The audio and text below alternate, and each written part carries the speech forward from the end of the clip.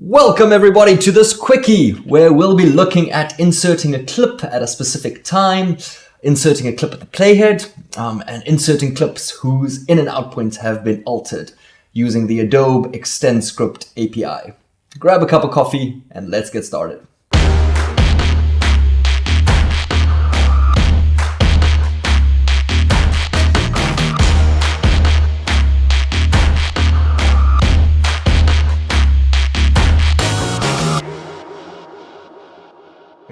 Welcome everybody to this short video on how to insert clips using the Adobe Extend Script API. I'm going to quickly just point your attention to our GitHub page if you didn't know. I'm just here on github.com/automator+/tutorials. And here we are uploading all of our tutorials. So we've got a few blogs for the bigger videos that we've got going. So we've got auto hotkey things. We've got our Adobe SEP platform things. This is the Extend Script things. And then all the previous videos that we've done getting started with the Premiere Pro Extend Script, the programming basics within JavaScript, all of these things. They've got their content and associated blog on GitHub, so be sure to check those out. And the quickies, as we expand on these quickies, we'll also be adding them in here. Great stuff. So let's get started with inserting a clip at places. I'm assuming you've already set up your VS Code. I'm assuming that you've already installed the Extend Script extension and that you are able to connect your VS Code as a client to Premiere Pro or After Effects, depending on what host you are working with. We're going to be working in Premiere Pro. So I'm assuming you know what's going on there and you've created your launch.json file. Right, so we are going to jump in here with inserting a clip at the correct place. And the code that I've got for you guys here, I've split up in four different sections. Got 4 different sections here. The first one, we're going to just look at inserting a clip at a specific time. Then we're going to look at inserting the clip at the playhead. Then inserting the clip with altered in and out points.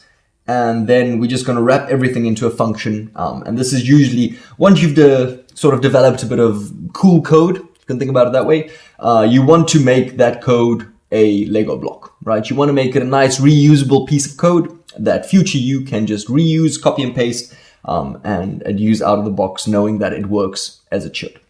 Cool. So in my launch.json, I've got a little configuration here called insert a clip at places.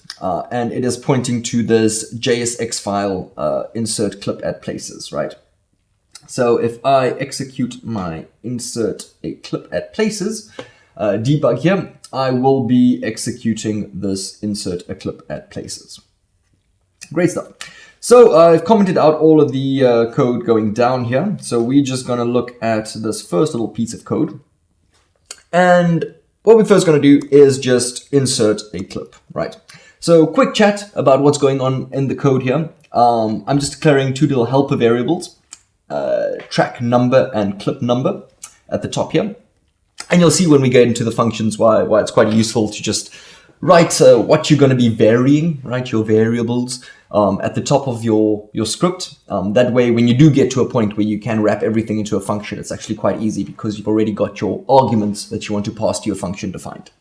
More on that later. Cool.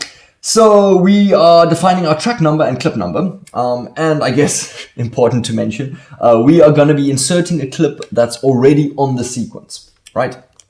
So I'm in here in Premiere Pro and I've got a nice video of some plants on my timeline. And we are going to be basically moving this clip around, right? So we're going to be inserting this clip all over. But this is different from our previous video where we were inserting clips from the project panel, right? So if you want to know how to do that, check out that video. But this is all about clips that are already on the timeline. Cool, so I'm in here in the insert a clip at places.jsx file. And I have declared 2 variables, track number and clip number. And this is referring to the track and clip number that we are going to be pointing at, that we want to copy, that we want to move around, that we maybe want to make duplicates of, etc. but it's already on the timeline and it is on track 1 and it is clip number 1. Although here in code we're writing clip 0 and track number 0. That's just because in the programming world, in ExtendScript world, in JavaScript world, our lists always begin at 0 and not at 1. Cool.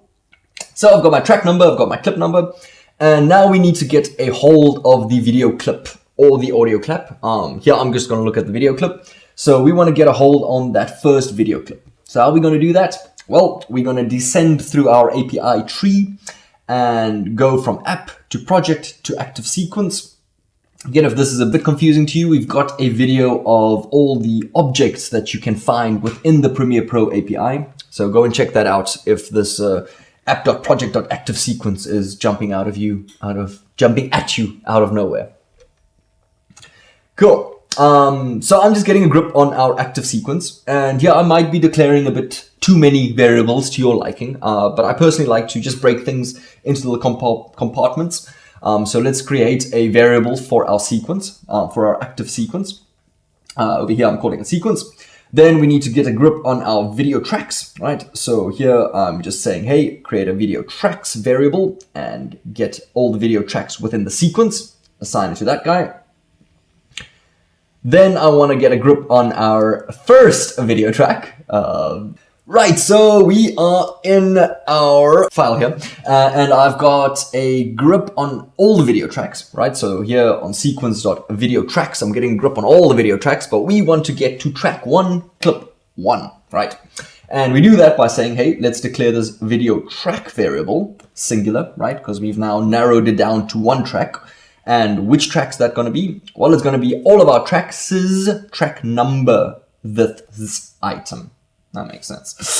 So basically what's happening is we're just putting a 0 in there, right? So this track number variable is just coming in and putting in there. And we're saying, hey, give us a handle on that first video track. 0th video track, but actually the first video track, right? Next, we want to get a grip on that clip, because eventually we want to actually move the clip. So again here, declaring a little intermediate variable, calling it video clip. And how do we get there? Well, we take our video track, and it's got this attribute called clips. That's going to give us a list or a collection of all the clips that are on that video track. And again, we only want the 0th clip, the first clip. So that's where we're putting this clip number. We're just jamming that in there, and that is now obviously in the place of a 0, right? So here we're getting a handle on the video clip. Cool. So you'd think that, yes, the video clip is enough, but no. If we head over to this Premiere Pro Pre-Pro Enhances documentation, and I'm just looking at our track object, and this method that we're going to be using is our insert clip. You'll see that what it is expecting here is a project item, right? So it's not expecting a clip, it's actually expecting a project item. So this video clip that we've gotten here is a clip. It is actually a track item, right? Just to sort of bring it together to the API documentation. What we've gotten there, a clip is actually a track item, right? So a track item, as opposed to a project item, which we are required by this insert clip method to have. We need a project item, not a clip. So how do we do that? Quite easily, actually. We can just say, hey, video clip, give us your project item. So it's just video clip.project item. Then we get a hold of this project item.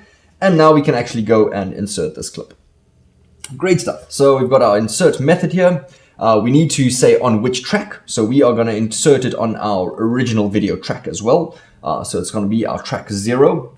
And our insert method, if we just look at this documentation, 2 parameters, 2 arguments that it needs here. So it's the source project item, the thing that we want to copy, and the time where we want to insert that, right? So our little line here, we're inserting at second number 1. Right, so I'm here in Premiere Pro, and we're just gonna see, maybe I'm not in Premiere Pro, maybe I'm somewhere else. Cool guys, so I am here in Premiere Pro, and I've got my script ready to run and debug. And first thing I'm gonna show you guys is this insert clip method, right? So we've gotten our hold on our project item, and we're gonna insert it at 10 seconds, right? So this is our first clip, And if I run the script, boom, lo and behold, we are pasted at 10 seconds, right? So that's great. That's the insert clip method. But I would like to show you just what happens if you try and insert on top of a clip that already exists.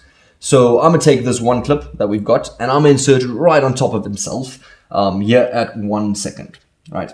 So here at 1 second, we are gonna expect to insert a clip, but because we're inserting and not overwriting, it's actually just gonna jam itself in there and move the clip onto the right. Boom, so you see what happened there. We've inserted that entire clip in that little region here at 1 second, and everything else has just moved up. This is different compared to overwrite, right? So here I'm going to go and overwrite, and let's look at this last clip that we've got here. It's starting here at about 15 seconds. Cool. So I'm going to go and insert this clip at 15 seconds. So again, it's the same clip. They're all the same clips. They're all pointing back to the previous, the same project item. So it doesn't really matter to which clip I point here. But here I'm overwriting and at 15 seconds. And if we see the difference there, you see that actually it goes and it just plunks itself on there, removing anything and not moving up anything, right? Just again to illustrate that, I'll just go and insert that here at 2 seconds, right? So with the insert clip, you'd see things moving up. With the overwrite clip, we're just overwriting everything. Cool. Very cool. Okay, so that's our little first quickie. Now that we're warmed up, let us move on to inserting the clip at the playhead time. So super easy to extend what we've just done to insert our clip at the playhead. Right, so we're inserting clip at playhead, and I'm shuffle this up a bit. So instead of getting our clip on the 0th track, I'm getting our clip from the first track here. And you'll see we don't have anything on our first track here yet. So let me actually just move up a clip there. So I've just moved up the video clip, and just have to move up the video clip because we are looking at the video track number 1, Z's 0th clip, right? So we don't actually need to move the audio to track 1 as well, to track 2 as well. But you will see if you copy clips using the overwrite or the insert method, the audio will actually carry along with it, right? It'll actually keep that linkage and as well paste the audio, even if you're just copying the video. Cool. So just expanding on our previous little example, all we need now is the seconds where the playhead is, and we can actually insert a clip at the playhead. Right. So here I am, I've got my clip on track 0, right, on track 1, sorry, on track 2, right, encoding track 1, in Premiere Pro track 2, and I'm going to go and insert that on the playhead. Again, here I'm using the same video track that I've got. I'm overwriting in this case, instead of inserting. And here's the little magic that we're just doing, is we're just getting the playhead time by going to the sequence and calling this get player position method. That will bring back a bit more than what we want, right? So we want to pass in our seconds. And I'm actually just going to put a little breakpoint here, run this, and show you guys what this playhead seconds is actually looking like. So this playhead time actually has 2 values. So we've got seconds and ticks. And yeah, seconds, obviously what they are. Ticks, on the other hand, here I've actually got a little variable for you to change in between them. So it's just really big numbers that Premiere Pro uses. And the best that I could figure out why is just to be able to accommodate a lot of frame rates within big values. So pretty much synonymous with seconds, and you can always move between seconds and ticks. But some methods within the Premiere Pro API require seconds, others require ticks. So just be aware of switching between the two. Cool, but this playhead time is basically going to give us a handle on where our playhead is, and we are only interested in the seconds, right? Because our overwrite clip and insert clip methods want seconds. Cool. So again, just creating a little intermediate variable, playhead second, and that's what we're going to be passing in there. Great stuff. So I've already got this breakpoint set here. So if I actually just use this little panel and continue my script, it will boom and insert. And as you can see, it actually brings along that audio, right? We've never even touched on the audio. We didn't speak of the audio. But somehow if we overwrite with that project item has got associated audio with it, then the Premiere Pro API will insert the audio alongside the video on the same track, the first available unlocked track greater than the video track, right? So if you're inserting onto video track 1, Premiere Pro will try and insert the audio on track 1 as well. If it's locked, it'll try 2, 3, 4, etc. But it will try and insert that audio. And if there isn't a audio track, it'll also insert a track for you along with the audio. So this is sometimes irritating. On the other hand, it's nice. So just be aware of it. Great stuff. So that is writing a clip, copying a clip that is currently on the timeline, on the sequence, and just copying it to the same track or a different track if you like, but copying it to the playhead position. Right, so for our little third sub-quickie in our inserting clips at places quickies video, we are gonna be looking at just how the in and the out points that you've set within your source monitor affects your project item, right? So keep in mind, we are inserting using the project item, not the clip. So if you change the in and out points within the source monitor, you are actually altering the in and out points of your project item, okay? So if we insert using that clip, we're actually gonna insert the shortened clip, right? I'm gonna show you how that's gonna be happening here. So little script that I've got here, a little third piece of the puzzle. I'm still selecting our track 2, 0 with clip. So it's this guy, but so just to point out, this is our image 9656 movie, right? So this is this guy, and I'm here in the source monitor and just setting a little in point there and an out point there. And you'll see if I execute this code now, I'm gonna put my playhead exactly at this point where we inserted our last clip. And I'm overwriting. So what happens is, actually we're overwriting, but we only overwrite this little piece of clip. And that is because we've set our in and out points, right? So if I were to drag our out point here in the source monitor and actually just make this longer, run this again, you'll see the clip that we are inserting is longer again, right? And that's just something to be aware of, that if you alter the in and out points of your clips within the source monitor, you are altering project items' in and out points, right? So if you clear them again within the project item and you run it, you're going to be inserting the entire clip again. Cool. So just be aware of that. Right, so if you've got some nice code, it makes sense to package that a bit so that future you can benefit from all your hard work. And we do that with functions, right? So you can think of functions as a little piece of Lego block that's just lying there, but it works by itself, right? So it is a contained, modularized piece of code that you can pick up and execute, right? So the advantage of this is we can go now and write a function that can insert our video clip, right? So over here, I just comment out all of this code. So if you didn't know, shortcut VS Code, command and backslash. If you select a lot of lines, we'll actually just comment it out. I think it's just control and backslash on Windows. Cool. So here I'm declaring a function. This is just how you declare a function in JavaScript. You use the function keyword. And again, functions, Lego blocks, we're going to pass some things into functions and they're going to go do some work for us. But the nice thing is they're reusable, so we don't have to write out the code like we did at the top of the script, everything again and again and again. We can actually just call this function when we need it. Okay, so what this function does, it's called insert video clip.